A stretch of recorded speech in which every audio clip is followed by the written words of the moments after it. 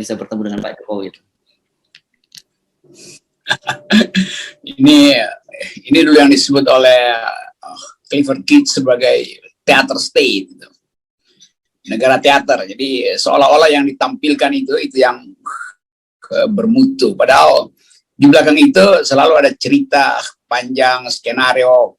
Jadi betul, dia viral sekarang dan orang nggak tahu mau menertawakan siapa, menertawakan orang yang terjatuh atau menertawakan orang yang menonton orang yang terjatuh. Karena dia tunggu kan, hanya menunggu itu adalah Presiden Jokowi. Jadi kita bayangkan bagaimana cara istana untuk menghidupkan teater state ini.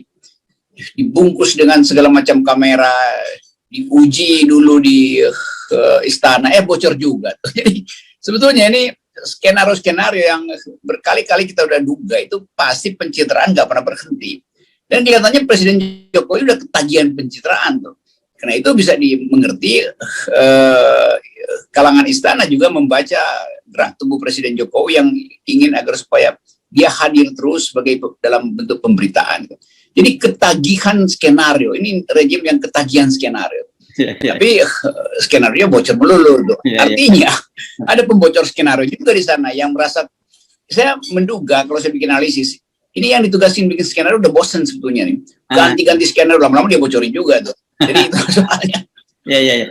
Ini memang betul seperti Anda sampaikan, viral banget ini. Bagaimana momen ini, saya penasaran, saya cek ini kejadiannya di Cilacap kemarin di Cilacap. Jadi ada orang rupanya nggak tahu, tapi nggak dijelaskan apa motifnya. Yang jelas dia bawa foto, ada Pak Jokowi dan kemudian dia sempat ditahan oleh petugas dan kemudian lari. Tapi ini kameranya ini merekam sejak awal kejadian ketika dia masih ditahan oleh petugas sampai kemudian bertemu Pak Jokowi. Ini kemudian orang pada bersenang-senang karena menganggap wah ini behind the scene pencitraan dari Pak Jokowi terbongkar. Gitu. Pasti diatur dari awal, mungkin 2 minggu lalu udah dilatih gitu kan. Kepleset juga tuh. Jadi bagian-bagian tertentu dari istana memang hanya dimaksudkan untuk pencitraan. Nah kalau kita tuntut misalnya pertanggungjawaban etisnya itu, berapa banyak uang yang dipakai untuk bikin skenario itu kan? Karena ini berkali-kali kan dicarikan lokasi dulu. Itu juga uang negara. Jadi uang negara dipakai untuk mementaskan teater state itu. Jadi sandiwara-sandiwara yang harus dibayar oleh rakyat dan akhirnya diketawain rakyat juga kan. Jadi keadaan yang betul-betul mencengangkan kedunguan istana itu. Ini betul, ini kedunguan yang mencengangkan tuh. Ya. Karena mau dipamerkan sesuatu yang orang udah anggap ini apa sih, terus-menerus udah kayak nggak mampu lagi untuk nyari cerita lain itu. Ya. Ini kan maksudnya ingin membuktikan bahwa Pak Jokowi itu tidak anti kritik sebenarnya pada waktu itu, kan Pak Jokowi kan sudah mengingatkan Kapolri jangan setiap kali ada orang yang kalau menunjukkan protes-protes melalui poster gitu jangan ditangkap kan gitu. Nah ini ternyata kok sebalik ini bawa foto bukan poster gitu. Jadi masih kurang perfect juga nih penulis skenario-nya gitu. Ya dia udah bosan karena kehabisan cerita tuh. Orang yang kehabisan cerita mengulang-ulang sesuatu dan nggak teliti lagi gitu. Ini kayak lain kalau misalnya harus ada gladi resik. Kalau upacara menaikkan bendera itu gladi resik.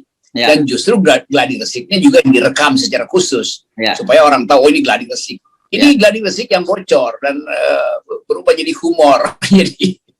Jadi bayangkan misalnya, ya pasti kalangan istana akan cegah supaya video ini yang beredar ini, yang lucu ini, yang komedi ini nggak nyampe ke presiden. Tapi pasti nyampe pada keluarga presiden tuh. Mungkin Pak Jokowi juga akan dihalangi supaya dia nggak sedih bahwa kelucuan itu sebetulnya diinginkan oleh rakyat. Jadi rakyat menunggu kelucuan demi kelucuan dari Presiden Jokowi melalui skenario-skenario yang bocor tadi, kamera-kamera yang salah tempat. Ini saya kira kalau kita sebutkan orang yang membuat semacam ini ada proses kreatif gitu, dia sudah mengalami fatih ya, mengalami kejenuhan gitu dalam membuat skenario. Kita sendiri kan orang yang terbiasa dalam proses kreatif semacam itu, sekali waktu kalau yang monoton juga jenuh juga kan. Oke, mari senang-senang lah. Storyboardnya berantakan. Yes, betul, storyboard. Anda sudah menyinggung itu, orang yang diproses itu tahu itu bahwa storyboard yang namanya sebutnya. Jadi, oke. Sekarang pindah dulu. Kita update. Ini update, saya kira update saja. Akhirnya Aziz Samsudin sudah mengundurkan diri. Ini prosesnya terlalu cepat juga, Bung Rocky, dan saya kira ini selamat untuk para tokoh-tokoh Golkar lain, selamat berebut maksudnya jabatan yang ditinggalkan oleh Aziz Samsudin. Golkar sekarang ada dalam sorotan, dan kan selalu cuma bolak-balik nih, yang ditangkap itu Golkar atau PDIP itu. Tapi orang tuntut hal yang sebetulnya agak paradoks kan. Kalau misalnya Aziz Samsudin ditangkap, bisa ditangkap, kenapa Harun Masiku nggak bisa ditangkap kan? Soal-soal begituan. Jadi balancing itu yang dituntut orang. Sehingga orang menganggap ya kalau begitu tetap juga KPK itu tebang pilih. Padahal sebetulnya Novel Baswedan atau reserse di KPK tahu betul di mana Harun Masiku bersembunyi kan. Jadi hal-hal semacam ini seolah-olah ada penegakan hukum, seolah-olah ada upaya untuk memberantas korupsi, padahal tetap di belakang layar itu ada favoritisme tuh. Jadi bagus juga Golkar langsung memecat atau bukan mengundurkan diri sebetulnya, karena memang sudah dipecat, jadi dengan sendiri harus mengundurkan diri. Tapi di belakang itu tetap orang masih bertanya tuh, apa sebetulnya motifnya yang bisa dipakai untuk sekedar memberi harapan bahwa Aziz Samsudin bisa membuka juga borok-borok lain tuh. Jadi percuma kalau Aziz Samsudin mengundurkan diri lalu ditangkap KPK dan dia juga ikut diam. Jadi dia mesti jadi justice kolaborator. Demi itu pemberantasan korupsi bisa dianggap sebagai bagian yang memang diperlukan bangsa ini. Kalau Aziz Samsudin juga merasa ya gue terima deh, itu berarti dia pasang badan untuk hal yang lebih yang lain lagi di belakang dia tuh. Kan soal KPK dulu, Komisi 3 itu kan satu gerombolan tuh, yang skenario juga sebetulnya udah pada bocor. Tinggal kita ingin agar supaya yang ngomong sendiri itu Aziz Samsudin itu. Itu orang masih nunggu. Yang dua tadi masih kita anggap sebagai berita yang ringan, berita infotainment ya, Bung Rocky. Ini ada soal yang serius. Yeah. Saya kira ini berkaitan dengan, ini kasus yang terbaru adalah kebakaran mimbar Masjid Al-Markas. Ini kalau buat teman-teman di Makassar pasti kenal banget, buat Masjid Al-Markas ini adalah masjid yang dibangun oleh Jenderal TNI Yusuf. Nah, ini dibakar. Dan kemudian sebelumnya ada juga seorang di Tangerang, kalau tidak salah ada seorang ustadz yang ditembak. Dan ada kasus juga ustadz yang ditusuk. Nah, yang menarik dalam banyak kasus itu setiap kali ada kejadian begini, ini orang disebut oleh polisi pelakunya orang gila. Oke, itu kemudian muncullah rumor, apalagi ini bulan September berkaitan dengan ulang tahun PKI dan sebagainya. Nah, tetapi yang justru menjadi menarik itu ketika Pak Mahfud MD, Menko Polhukam sudah menyatakan bahwa minta pembakar masjid tidak disebut orang gila. Nah, ini karena dia rupanya Pak Mahfud juga hafal pola-pola semacam ini. Tapi kali ini Pak Mahfud menganggap cukup serius ini, Bung Rocky. Ini juga mendua sebetulnya, kan Pak Mahfud tahu bahwa apa namanya itu, pas event kejadian sebelumnya itu dengan pola yang sama nggak pernah diselesaikan di pengadilan itu.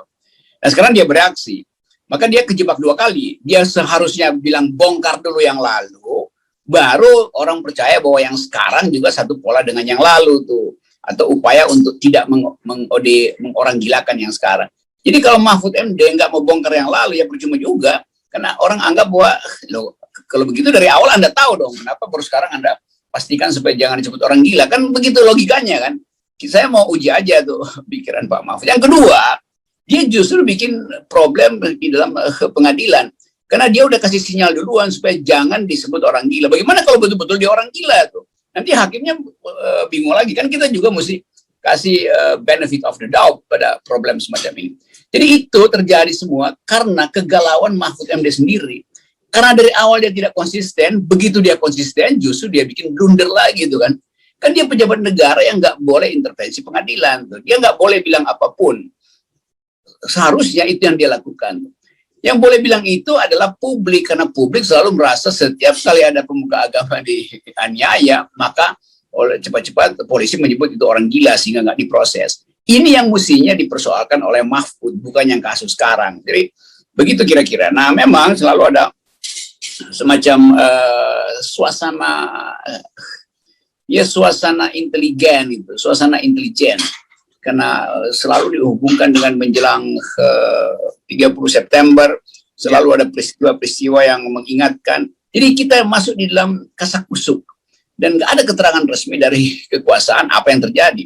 Jadi sekali lagi Pak Mahfud oke-oke aja, tapi dia mesti konsisten. Buat di belakang yang lalu dia juga mesti bongkar supaya ada ritme yang sama dalam membaca gejala setiap akhir bulan September.